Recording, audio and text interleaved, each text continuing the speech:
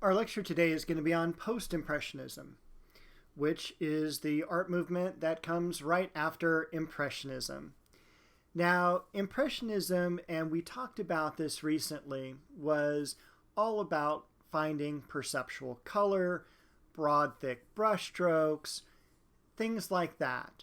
And Claude Monet was the leader of this art movement. The Post-Impressionists are later contemporaries. They're not quite the next generation, but they are a different group of artists and they have different goals. Here, these artists are interested a lot more in experimentation, and of course the late 1800s is a very experimental time when it comes to art. But these artists are primarily focused on spatial issues, as we'll see in the works of Paul Cezanne, and the expressive use of color, which we see in the works of both Vincent van Gogh and Paul Gauguin. What's interesting is that none of these artists would have ever heard the term post-impressionist or post-impressionism. This is a term that is coined later by the famed art historian Roger Fry, and he does so in 1919. At that time, they're able to separate this group of artists out from the Impressionists and say they do have different goals. Now, the most famed post-impressionist is Vincent van Gogh, but I talk about him in his own separate lecture, so please check my YouTube page for the lecture specifically on Vincent van Gogh to learn about his life and his works. The person I'd like to focus on first is Georges Seurat, and he probably would have been the leader of the Post-Impressionists, but he dies at a very young age from a respiratory illness. He did attend the School of Fine Arts in Paris, focusing mostly on color theory, and he invented what's called Pointillism or Divisionism. And his famous work is called Sunday on the Island of Le Grand Jatte. This is one of the few works in the course that I really have you memorize in terms of the study guide's vocabulary. When you see this image, the word pointillism should come to your mind. This is a really cool scene, obviously on a Sunday at the shore of the Seine, and we've got about 45 figures here. And they're not individualized. We can't tell who is who. They're very generic, and they are made up mostly of shape. And I'll show you that more attentively when we look at some of the studies for this work. But this is a painting unlike any other painting has ever been rendered. For instance, it's the way that the paint is applied. When we want to make the color green as an artist, and if we're using oil paints, which is what is used here, I'm going to mix blue and yellow together to create green. However, what the artist did here is he put dots or points of pure color next to one another. And what happens when we stand away from this painting several feet is that our eyes mix those two colors optically, and instead of seeing dots of yellow and dots of blue, we see the color green. And it's a really cool effect. So just to touch base again on pointillism, sometimes you'll hear the name divisionism. This means the same thing. It's where we put dots or points of pure color next to one another rather than mixing the colors in the traditional fashion.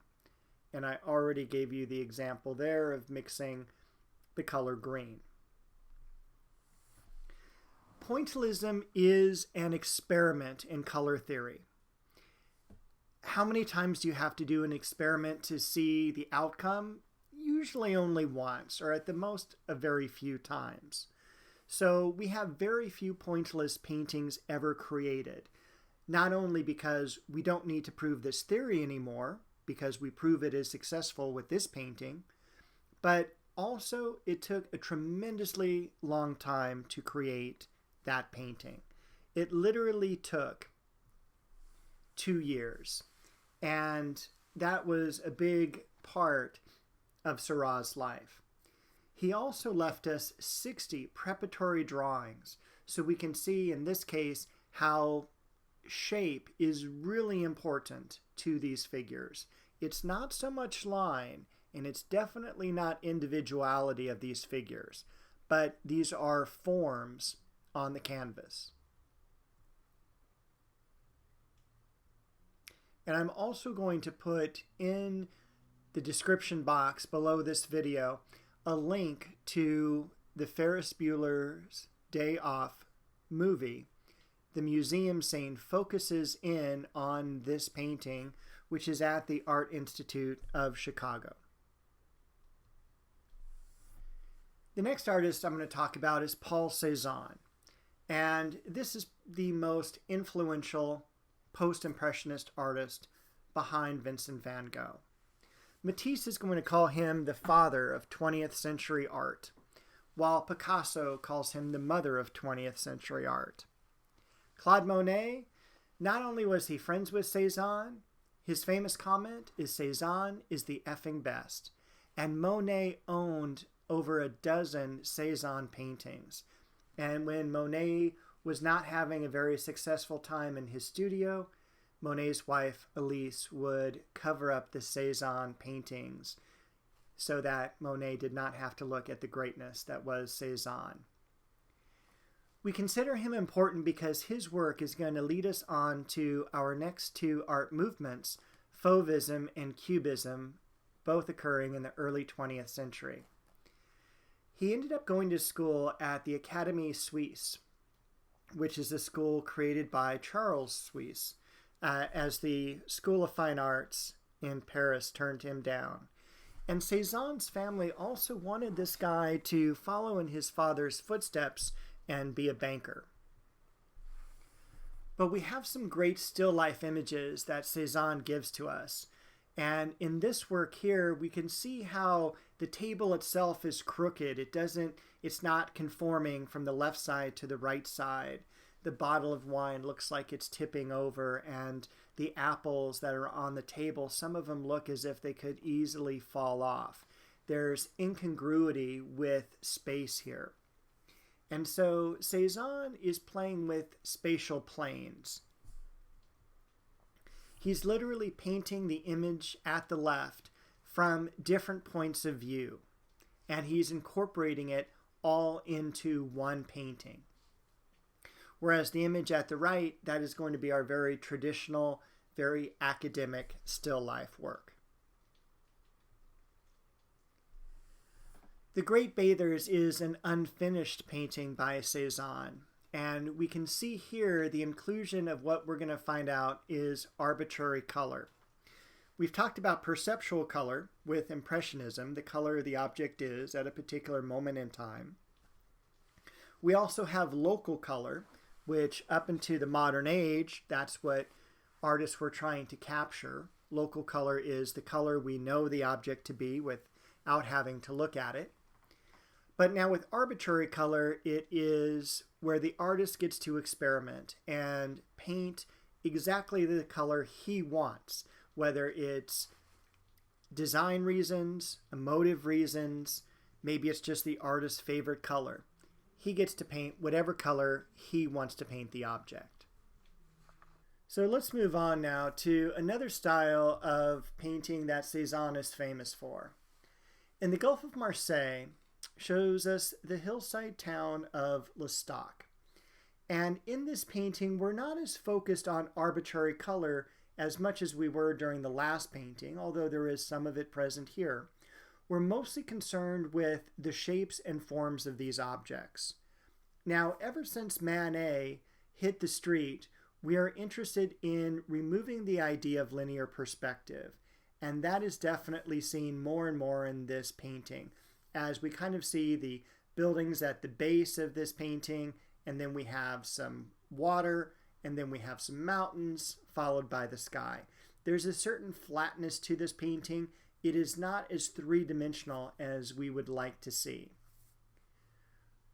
The buildings themselves form a very geometric pattern, and this is going to lead us on into Cubism, which we will be covering in a couple of chapters. One last thing to note about the painting here is the way that the sun is reflecting on these buildings would not happen in a natural environment. And what I mean by that is you'll have certain buildings here that are highlighted with the sun reflecting on the right-hand side, and simultaneously certain buildings are reflecting the sun from the middle or the left-hand side. It's as if Cezanne is painting this work throughout a day or several days, and he is painting where the sun is at that particular moment. In this painting here, again, we start to see the flatness of the canvas itself, and also look at the amount of color that Cezanne adds to this work. Our next post-impressionist is Paul Gauguin, and this is an individual who's born in Peru.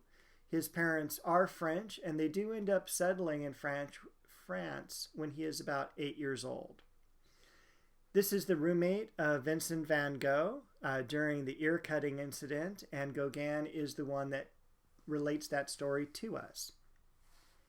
However, Gauguin is not a very good person. This is someone who has left his wife, left his 5 kids, and left his really good job as a stockbroker to pursue art and painting. He does move in with Vincent van Gogh. He borrows money from lots of people, and he ends up leaving France to move to the South Seas. And he's going to spend the last 12 years of his life living in Tahiti. This is also an artist who dies young from complications of syphilis and alcoholism.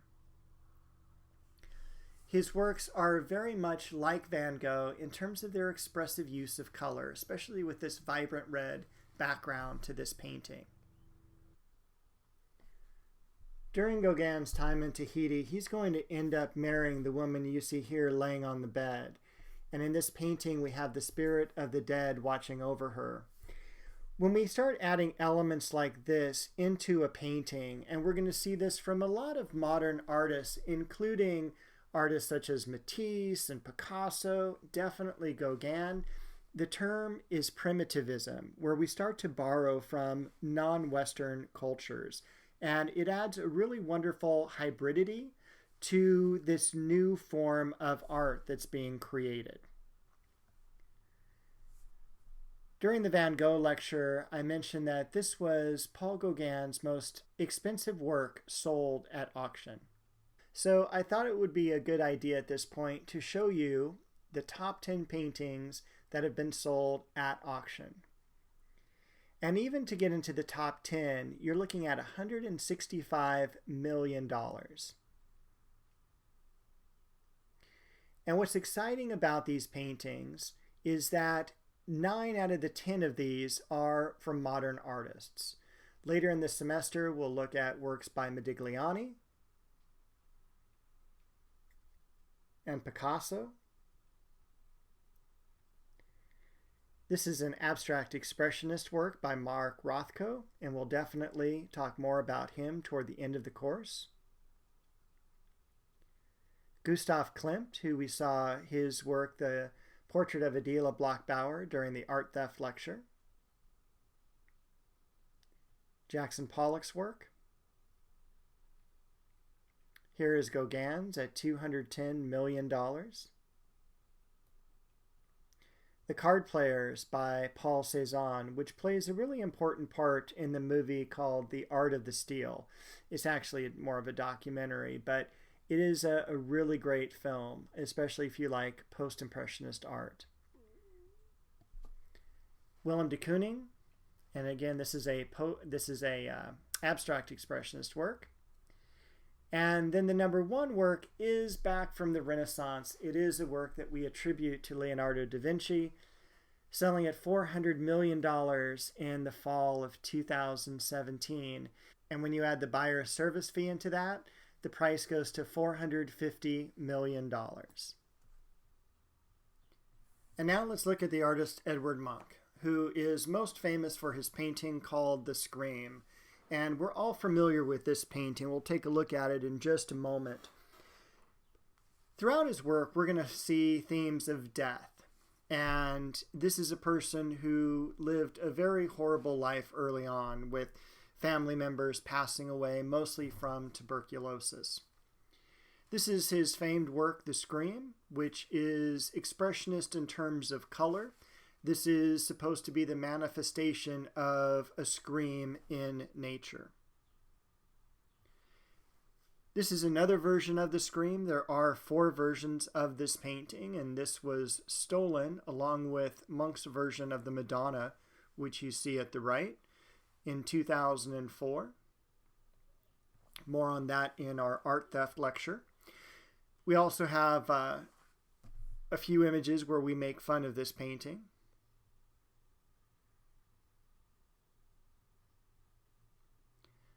And another image of individuals on a bridge. It is difficult to say whether this is daytime or nighttime, whether that is the sun at the far left of the painting or if that's a moon coming up. And again, a lot of his paintings tend to be very sad, very quiet. In this case, the painting is named appropriately Melancholy. One of his sisters who passes away.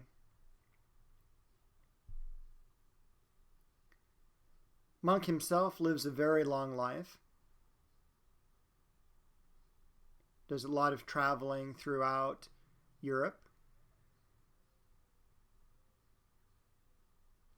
But his images are very dark. This is a painting, and we also have a print after that painting. And earlier on in history, during the Renaissance, we have the relief process, which woodcut is a part of that, and we also have the intaglio process. But in the 1800s, we see the rise of lithography. And lithography was originally invented in 1798 for reproducing sheet music. However, when artists found out about this process, they immediately grabbed onto it and embraced it because it is a great printmaking process for the everyday artist. And if you're unfamiliar with printmaking, there will be another video posted on my YouTube channel just about printmaking later on in the semester. So you should definitely check it out because printmaking is a really interesting process in terms of creating art. Lithography is where we draw freehand onto a block of limestone. And the block itself can range in size. Most of the time you're looking at probably 11 by 15 inches, about 4 inches in terms of thickness, as you see on this block. The medium that we draw with is very consistent with lipstick. There's a certain waxiness to it. It's great because if you happen to make a mistake, you can wipe that area off and redraw that area. In other printmaking processes, you can't. You have to either incorporate the mistake into the design or you have to redo the entire design on a new block of wood or piece of metal. Once you're happy with the design, we're going to be coating this with a couple of chemicals to help fix the design and also to help the ink stick to the waxiness of the drawing medium. We're going to ink the block and then we're going to run it through a press. And this is another advantage of lithography where there is no part of this block that is raised or lowered. It is flat, so there's nothing to wear down. Instead of printing tens or hundreds of prints, all of a sudden we can print thousands and thousands, all of the same quality. And once we're done, we can wash off the chemicals, wet sand the block, and we can reuse it. So here are the advantages of the lithographic process. The printing surface is flat. We don't have any special talent needed to create the image where you're just drawing freehand onto that block of limestone. If we make a mistake, That's not an issue here with this process. They can easily be corrected. Instead of hundreds of prints, now we can make thousands of prints. And the lithographic stone can be reused and repurposed. Among the most famous users of this process is Daumier, and his works are highly sought after. This is probably the darkest of his works, Rue Transnonain, which is a true event that happens on April 15th, 1834. On that day, a National Guard member in Paris is shot and killed by a sniper. Other National Guard members storm the apartment with the address of 12 Rue Transnonain to exact revenge on those snipers. And they go into this apartment, they kill everyone inside, and unfortunately for all involved, they had the wrong apartment. So we have an innocent family here that has been massacred, and this is a very violent time in Paris in 1834. This is the time of the Paris uprisings. Daumier was not a fan of King Louis Philippe of France. And in this image, he presents him very pear-shaped, and we, the common folk, are off to the right of this image, putting our tax money into coffers of the government.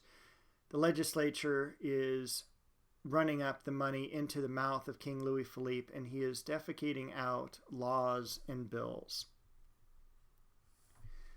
But Daumier also did some brighter works. In this case, he is showing the interest of these two art lovers toward prints. In the background, we have some paintings, we have some sculpture, but they have intent gaze at their collection of prints and their print folder, very much like the print folder that is next to this gentleman's chair.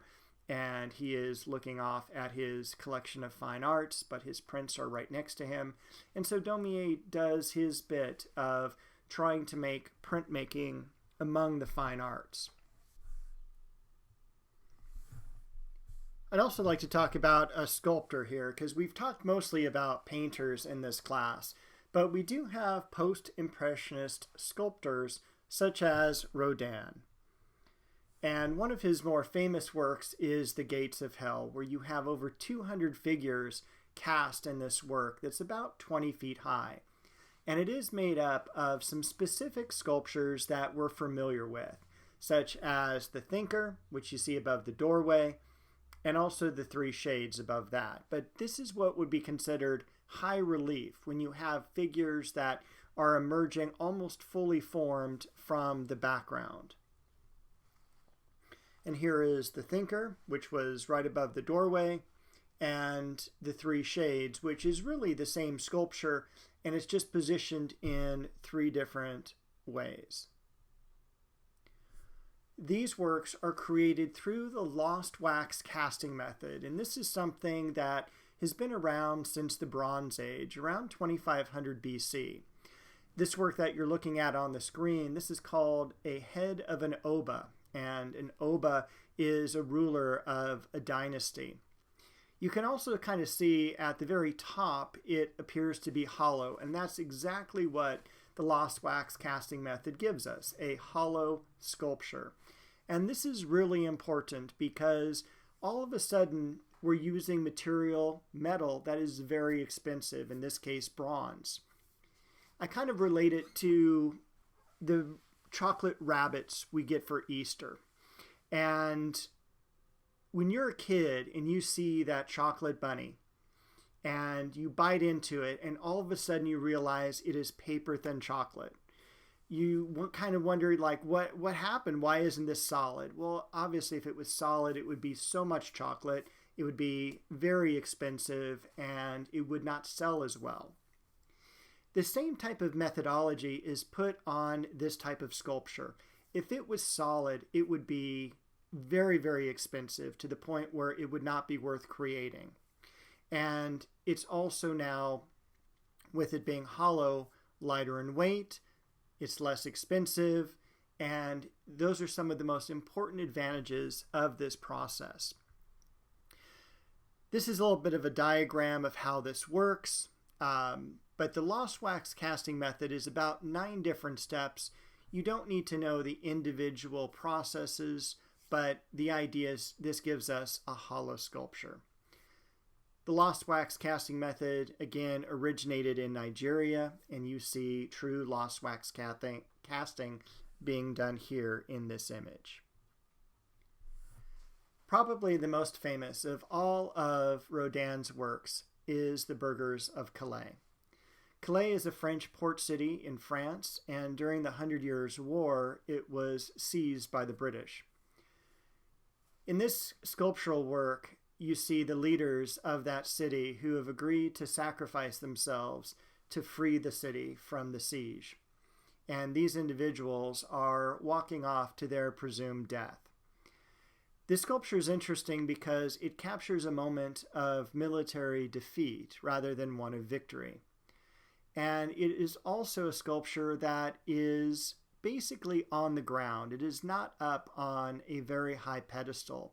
And the reason it is set this way is so that you can walk through this sculptural mass or walk around it and look at the individual expressions in each of these faces. Sculptures that are showing expressions such as sadness, fear, anger, resentment. The good news about this work is that with these individuals, they are not put to death. The wife of the King of England asks the king to spare their lives, which he does. Just going to show you a couple other works from Rodin as well. And again, these are all created through the lost wax casting method. The Burghers of Calais and the Walking Man, if you visit the Norton Simon Museum in Pasadena, has these sculptures out in front. And we are going to end this presentation with The Kiss.